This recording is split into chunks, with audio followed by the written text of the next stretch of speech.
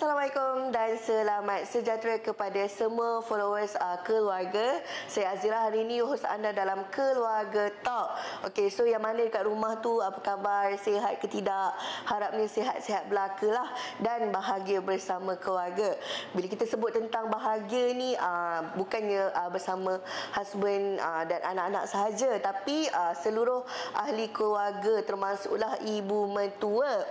Bila kita cakap pasal mentua ni, bersyukur bila dapat mentua yang baik-baik. Dia adalah anugerah yang patut disyukuri, dan juga untuk siapa yang ada mentua yang orang kata memahami dan menjadi tempat meluah rasa tu, sangatlah beruntung.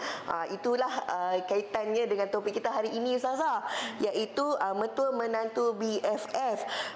Apa itu BFF? BFF tu adalah best friend forever gitu dengan mentua.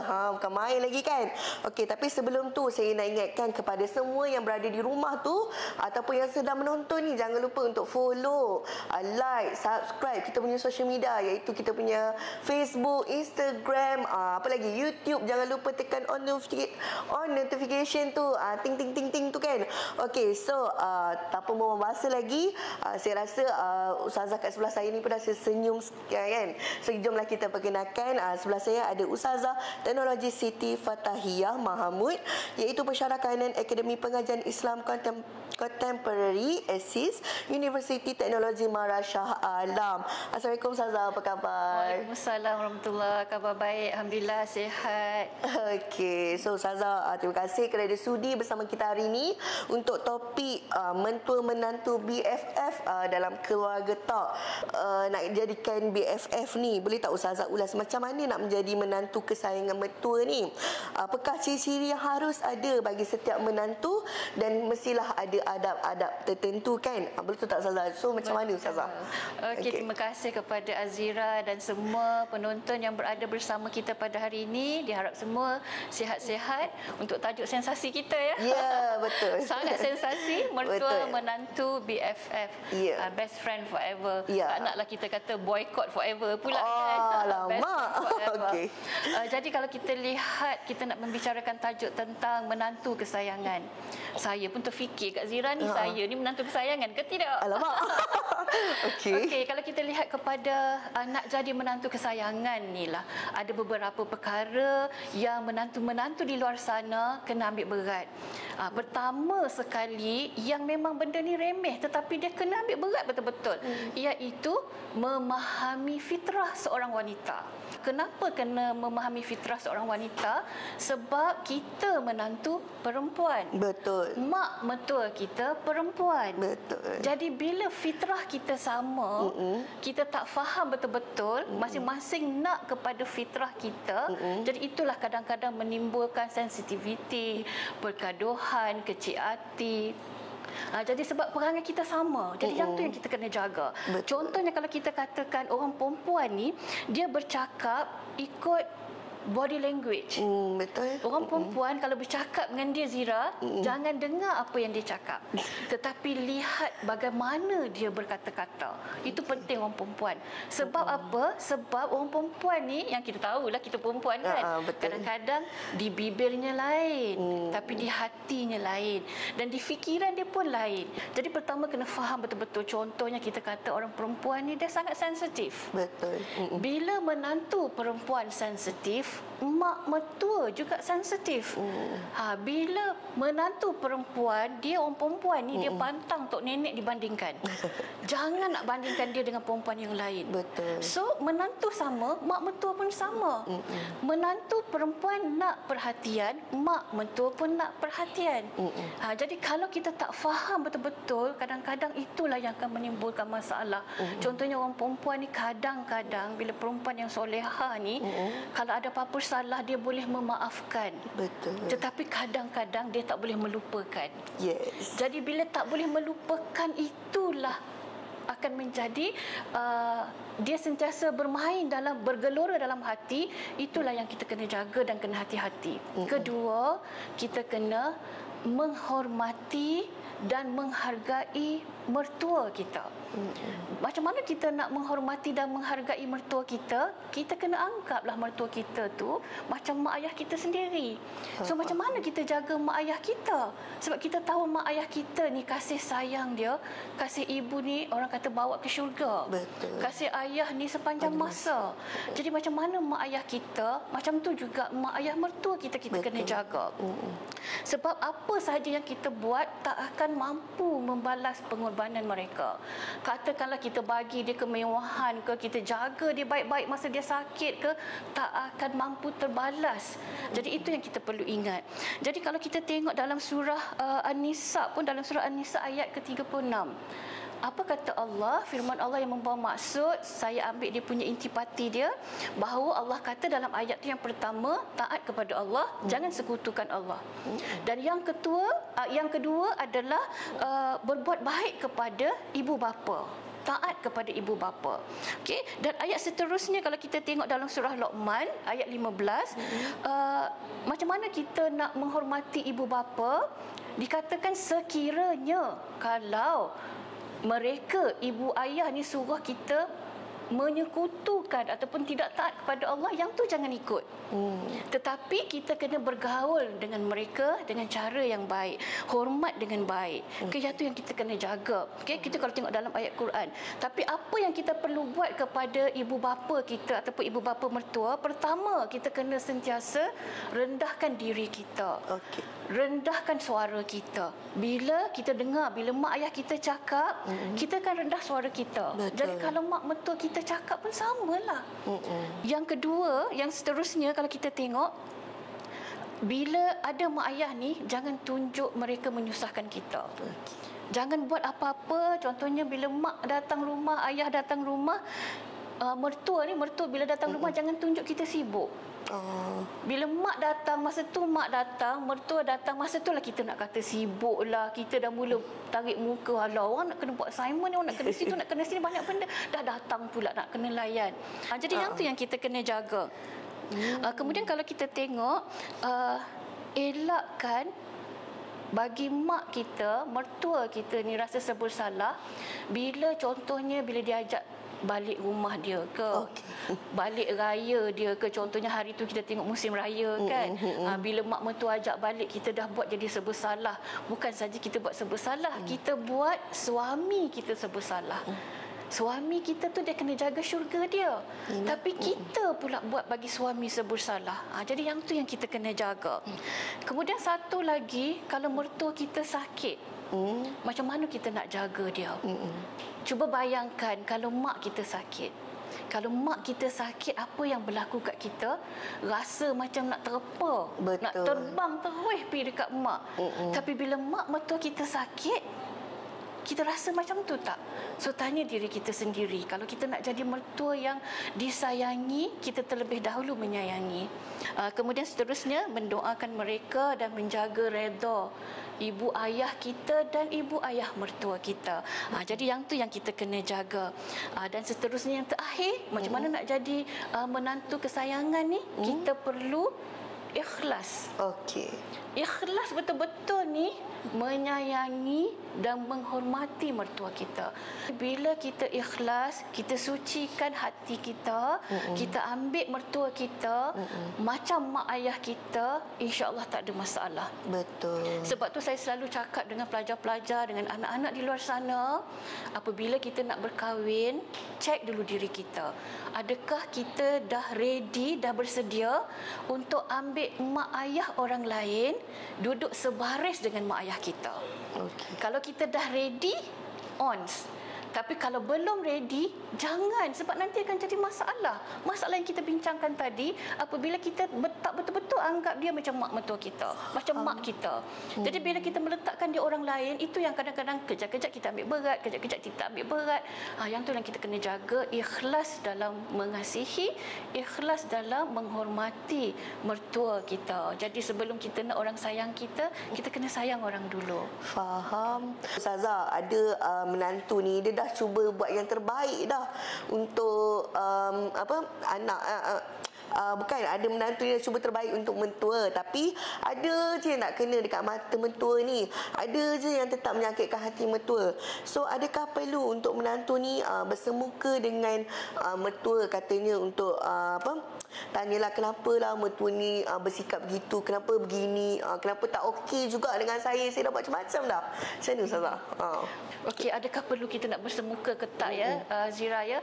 Pertama kita kena tengok betul-betul ya, yang tadi saya kata tu jaga fitrah betul-betul. Kena faham betul-betul sebab fitrah kita sama. Betul. Walaupun kita lihat ada orang kata kan, kita dengar orang tua-tua kata fitrah itu ditentang jangan, ditatang pun jangan. Apatah lagi bila kita sama, perangai sama, yang tu kita kena jaga.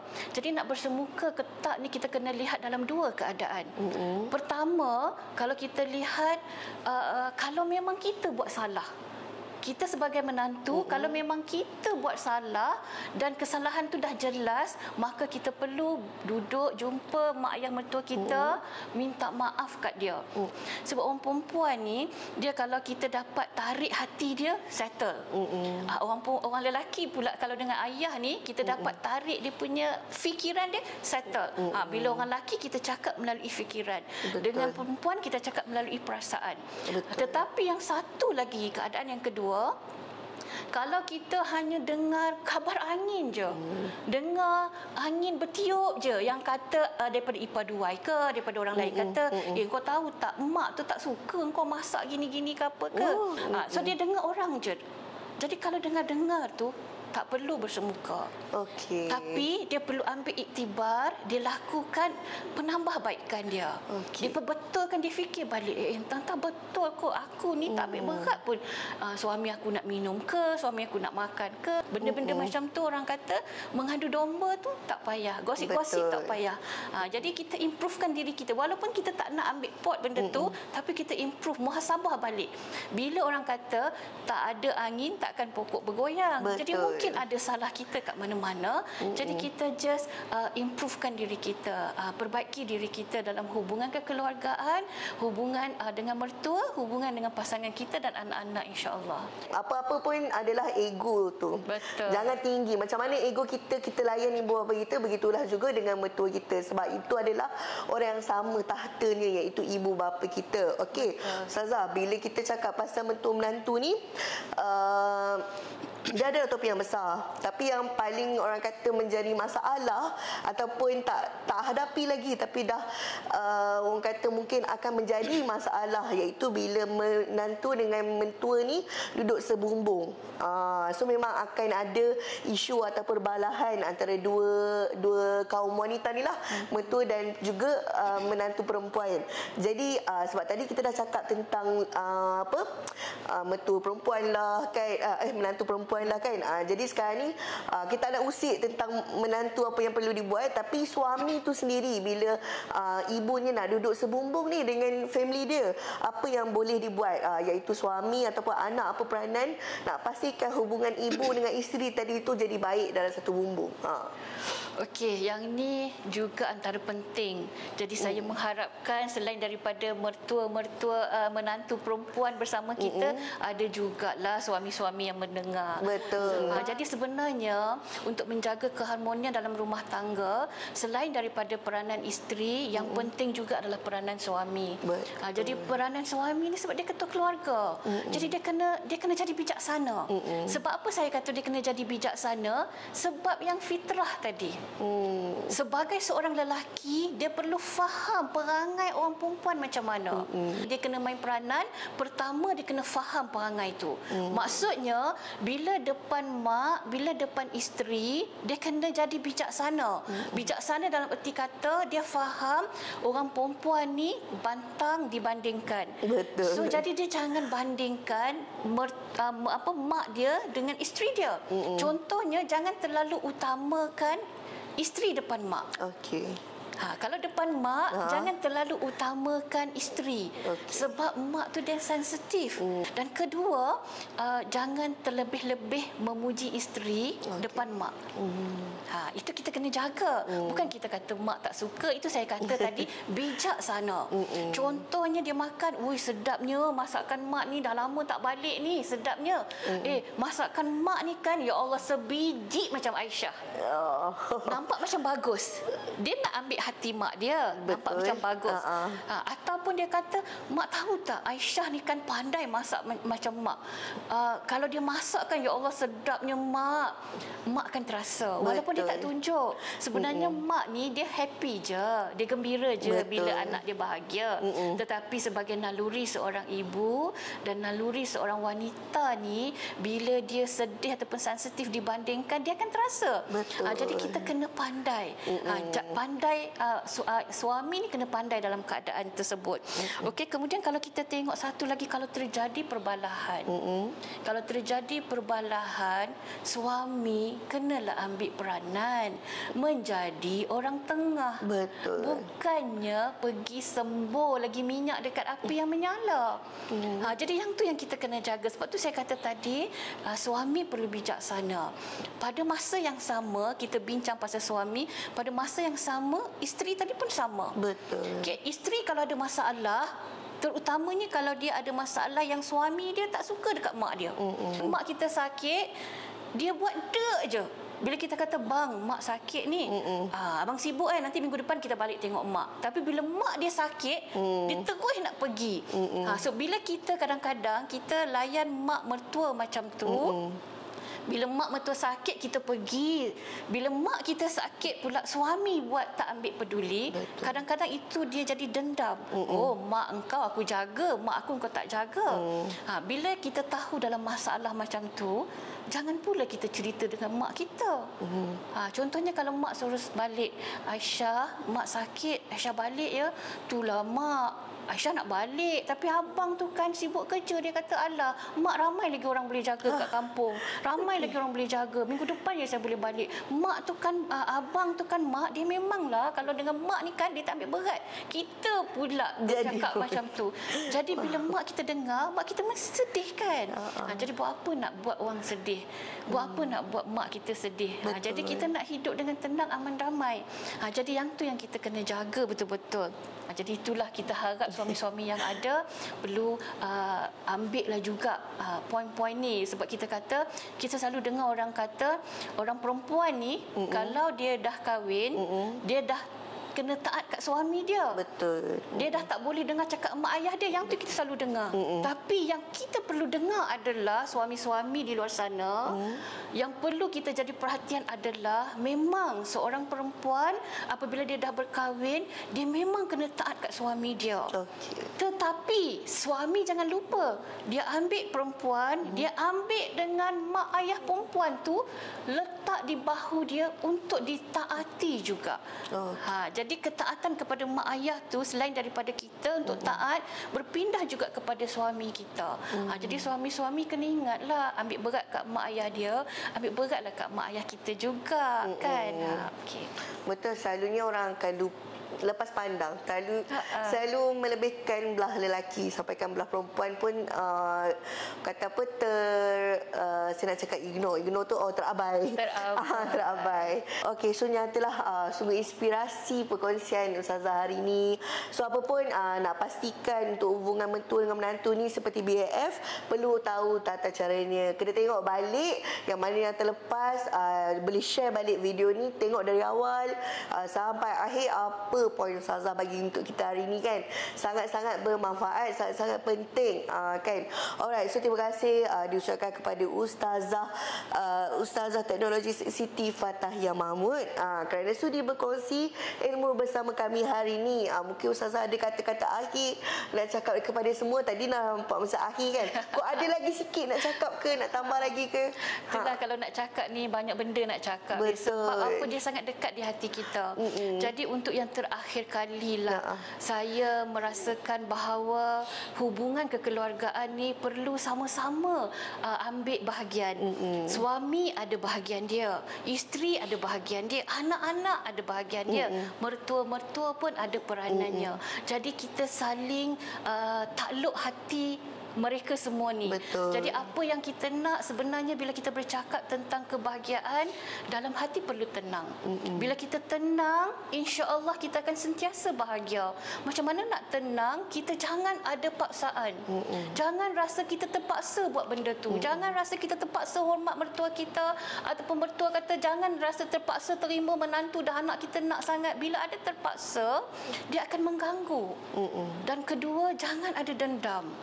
Dalam kebahagiaan tak perlu ada dendam. Betul. Kalau ada kesalahan, maafkan dan lupakan sahaja. Selagi dendam itu bersarang, maka dia akan mengganggu kebahagiaan dan ketenangan kita. Jadi sekali lagi saya mengharapkan kita sama-sama menyuburkan kasih sayang kita, kita sama-sama menyuburkan kebahagiaan kita. Kita jaga keluarga kita jaga semua yang dekat di hati kita di dunia dan di syurga nanti. Jadi itu sahaja daripada saya. Wabillahi taufiq wa hidayah. Wassalamualaikum warahmatullahi wabarakatuh. So tamatlah kita punya keluarga talk untuk hari ini. Nak tahu apa pula apa pula topik kita untuk next keluarga talk, kenalah tunggu bulan hadapan pula. So tamat saja untuk hari ini. Terima kasih semua sudi stay sampai sekarang. Okay, so assalamualaikum, bye.